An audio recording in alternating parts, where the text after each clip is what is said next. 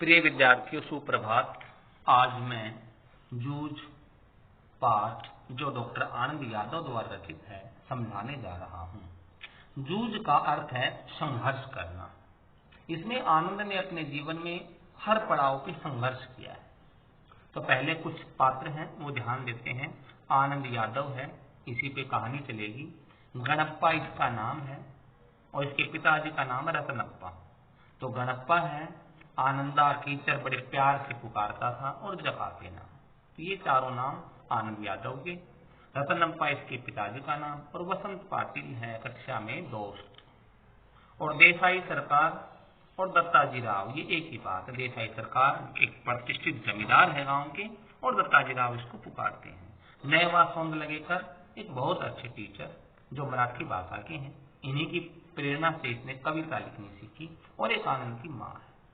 Story इस प्रकार है, संक्षेप में समझाने जा रहा हूं कि आनंद यादव और उसकी माँ गांव में रहते हैं। आनंद का पढ़ने को इच्छा करता है। इसका पिताजी, जिसको ये आनंद दादा करके पुकारता है, वो मना करता है, मैं पढ़ाऊंगा नहीं। वो पढ़ाई के पक्ष में नहीं है। माँ है वो पढ़ाई के पक्ष में, बच्चा पढ़ने के पक्ष में, और इसके पिताजी दादा मना करते हैं।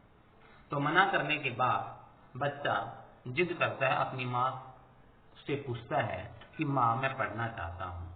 क्योंकि माँ ने कहा यदि हम पढ़ाई की बात करेंगे तो पिताजी बरहेले सुअर की तरह गुर्राता है। बरहेला सुअर जंगली सुअर की तरह। तो बच्चे ने याद दिलाया जब इसकी माँ कंडे पास रही थी, उपले बना रही थी। तो बच्चा कहता है, माँ एक विचार है कि हम देसाई सरकार के पास चलते हैं, दत्ताजी राव के पास। उससे सब लोग डरते हैं। अगर हम वहां शिकायत करेंगे तो शायद दादा उनके डर से हामी भर दें। ठीक है। बच्चे का मन रखने के लिए माँ और बेटा दोनों के दोनों दत्ताजी राव के पास जाते हैं। पर माँ को तो पता है कि ये किसकी मानने वाला है। दत्ताजी राव ने सारी बातें पूछी। उन्होंने कहा आप घर जाइए और तुम्हारे दादा को यहाँ भेज दीजिए। तो उसकी माँ ने, जब वो दादा घर आया तो माँ ने कहा कि मैं वहां देसाई सरकार के सब्जी भाजी देने गई थी, उन्होंने आपको बुलाया है कि एक बार आपका पति आए तो उसको भेज देना। तो पुराने जमाने में, उस जमाने में देसाई सरकार का जो बुलावा है वो बड़ी शान समझा जाता है, इज्जत की बात। तो उन्होंने कहा मैं खाना बाद में खाऊंगा और मैं पहले वहां जाता हूँ। वहां जाने के बाद पूछा होगा कि देसाई सरकार से कि मुझे किस लिए बुलाया। बोले बस ऐसे ही, काफी दिन हो गए थे, बातचीत कर लेते हैं। और दत्ताजी राव के कहे अनुसार बच्चा है आनंद पीछे पीछे जाता है थोड़ी देर बाद, और वो कहता है पिताजी को कि चलो खाना तैयार है। देसाई सरकार ने पूछा बच्चे किस लिए आया है। तो उन्होंने कहा कि दादा को बुलाने आया हूं, जीवने के लिए, भोजन के लिए। ठीक है, इधर आओ, बैठो। आप कौन सी क्लास में पढ़ते हो? वो कह दादा ही है ना, दादा ये मुझे पढ़ने नहीं देते, अब मैंने पढ़ाई छोड़ दी। तो उन्होंने कहा क्यों? जब उन्होंने बताया कि दादा को खेती प्रिय है, खेती का काम करवाना चाहते हैं। और लेखक को पता था, यानी आनंद को पता था कि खेती बाड़ी है मनुष्य के जीवन को गड्ढे में धकेलती है, जबकि पढ़ाई है वो जीवन बनाती है। और पिताजी गांव में आवारा सांड की तरह घूमे, खेती के काम में जरा सी भी हेल्प नहीं करता। केवल उसकी इच्छा है कि बच्चा ही है ना, वो मेहनत करके और खेती का काम करे। देसाई सरकार ने कहा कि बच्चे को क्यों नहीं पढ़ाता। दादा ने उत्तर दिया कि इसको कुछ गलत सलत आदतें पड़ गई हैं, जैसे सिनेमा देखना, पैसे चुराना, उपले बेचना आदि, कंडे। उसने पूछा क्यों भाई आनंद? आनंद ने भी कुछ झूठ और सच मिलाकर के बात आगे बढ़ा दी। हाँ, कभी एक दो बार ऐसी गलती हुई है। तो उन्होंने कहा कि अब पढ़ना चाहता है तो पढ़ ले, तेरा पिता नहीं पढ़ाएगा तो मैं पढ़ाऊंगा। तो वो दबाव देते हैं दादा पे। तो देसाई सरकार के दबाव डालने पे दादा ने हामी भर दी। उन्होंने कहा कि यदि मेरी एक शर्त मंजूर हो तो मैं पढ़ा दूंगा। शर्त ये थी कि जब पाठशाला का टाइम हो तो सुबह घर से बच्चे के साथ खेत में जाएगा और वहां से 11 बजने पे पाठशाला का टाइम होने पर सीधा पाठशाला जाएगा। पाठशाला से घर, घर से वहां, और ढोर भी चराने पड़ेंगे।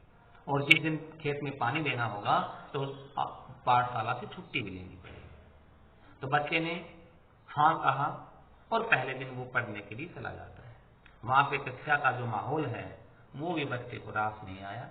एक तो छोटी उम्र के बच्चे हैं, वो इसके साथ बैठते हैं, अच्छा नहीं लगता, और दूसरी तरफ इसकी जो वेशभूषा थी वो कोई अच्छी नहीं थी, धोती थी, बच्चे धोती को खोलना, उसको खींचने के लिए जिद करते हैं, कभी इसके गमछे को इधर उधर फेंकते हैं। इस प्रकार पहला दिन इन्हें पसंद नहीं आया। कुल मिलाकर के बात यह है, क्लास में फिर मन लगने लगा। धीरे धीरे इसका एक दोस्त से मुलाकात हुई, बसंत पाटिल से, जो दुबला पतला था, पढ़ाई में होशियार था। इसको भी लगा कि मैं भी मॉनिटर बनूं। ये पढ़ के जाने लगा, और आगे से जब बसंत पाटिल चेक करता है मैथ के सवाल, तो पीछे से आनंद यादव भी चेक करने लगा। इस प्रकार से पढ़ाई चलती है, और पढ़ाई के बाद पढ़ाई करते करते, और लेखक है आनंद, वो आगे बढ़ता है अपने जीवन पे, और आगे बढ़ने के साथ गरीबी के कारण वो भैंस की पीठ के टुकड़ों पे भी लिखता है। कई तरह से इसे कुल मिलाकर के एक अच्छा जीवन देने में स्कूल में मिला नए व सौंद लगेकर मराठी का अध्यापक। उसकी भाषा बहुत अच्छी थी, व्याकरण बहुत अच्छा था, और एक प्रकार से स्वयं कविता रच लेने का आत्मविश्वास लेखक के मन में पैदा हुआ। वो अध्यापक था, पहले गा के, बोल के, अभिनय के साथ अच्छी लय, गति, चाल, तुक, छंदों के आधार पर कविता सुनाता था, और दूसरी भाषा में भी कविता सुनाता था। पहले लेखक के मन में एक डर था कि कवि दूसरे लोग के होते हैं। इनके अध्यापक ने बताया कि नहीं, तुम्हारे जैसे हार्ड मास के पुतले होते हैं। रही खेती की बात, पहले खेत में जाता था तो ढोर चराने के लिए, खेती का काम करने के लिए दोस्तों की जरूरत पड़ती थी टाइम पास के लिए, लेकिन जब से कविता आने लगी वो अकेलापन महसूस करता था। अकेलेपन में रह करके कविता लिखना मैं पसंद करता था। तो इस प्रकार से ये स्टोरी चलती जाती है, और आनंद यादव एक अच्छे लेखक बन जाते हैं। ये रात को दिन पे, खेत में, बेलों पे, प्रकृति पे कविताएं लिखते हैं, और कविताएं अध्यापक को दिखाते हैं। अध्यापक ने भी इसे प्रोत्साहित करने के लिए बड़े बच्चों की प्रार्थना सभा में इससे कविता बुलवाई, इसको सम्मान मिला, और ये आगे बढ़ता चला गया। तो कुल मिलाकर के शॉर्ट में है, आनंद यादव ने बड़े संघर्ष से अपना जीवन जिया है, और ये लोगों को प्रेरित भी करता है कि आप भी पढ़ो, और ग्रामीण परिवेश का जो खुरदरा जीवन है इससे जीवन मूल्य प्राप्त करो। तो इसके स्टोरी के तुरंत बाद मैं अभी प्रश्न उत्तर समझाने जा रहा हूं। हमारा पहला प्रश्न है, जूझ शीर्षक के औचित्य पर विचार करते हुए ये स्पष्ट करें कि क्या यह शीर्षक कथानायक की किसी केंद्रीय चारित्रिक विशेषता को उजागर करता है। बिल्कुल शॉर्ट में पहले लिखेंगे जूझ का शाब्दिक अर्थ, संघर्ष करना, जूझना, हो गया। अब इसके बाद किस चारित्रिक विशेषता को उजागर करता है। लेखक ने, आनंद ने अपने जीवन में काफी संघर्ष किया, विद्यालय के माहौल के स्तर पे, हर जगह सामाजिक स्तर पे, आर्थिक स्तर पे, विद्यालय के माहौल के स्तर पे, और मेहनत के बाद इनका जीवन बना। इसलिए ये पाठ खुरदरे जीवन को अभिव्यक्त करता है और संघर्ष के ऊपर खरा उतरता है, इसलिए हमने इसका नाम रखा जूझ। अगला है, स्वयं कविता रच लेने का आत्मविश्वास लेखक के मन में कैसे पैदा हुआ। स्वयं कविता रच लेने का आत्मविश्वास लेखक के मन में कैसे पैदा हुआ। ये हुआ अध्यापक की वजह से। नए व सौंद लगेकर जो क्लास में अध्यापक था वो बहुत अच्छा मिला, मराठी भाषा का था, अच्छी गति लय ताल से पहले अभिनय के साथ पढ़ाता था, भाव ग्रहण कराता था, और इसके मन में जो डर था वो भी उसने खत्म किया।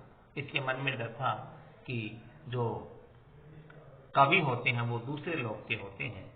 तो इसके अध्यापक ने बताया कि नहीं, उन्हीं की तरह के हार्ड मास के पुतले हैं, और इन्होंने पीछे मुड़कर नहीं देखा, कविता लिखने में पारंगत हो गए। अगला है, श्री सौंद लगेकर के अध्यापन की उन विशेषताओं को रेखांकित, अध्यापक की विशेषता बतानी है जिससे कविताओं के प्रति लेखक के मन में रुचि जगाई। जो प्रश्न दूसरा था सेम तीसरा, अध्यापक की विशेषता बतानी है। तो अध्यापक की विशेषता है मराठी भाषा का था, पढ़ाने का अंदाज अच्छा था, अंग्रेजी की मराठी की कई कविताएं याद थी, अच्छी पकड़ थी, किसके छंद, लय, गति, ताल। पढ़ाते इसमें भाव ग्रहण कराते थे और अन्य कवि की कविता सुनाते थे। तो इस प्रकार से अगला हमारा प्रश्न है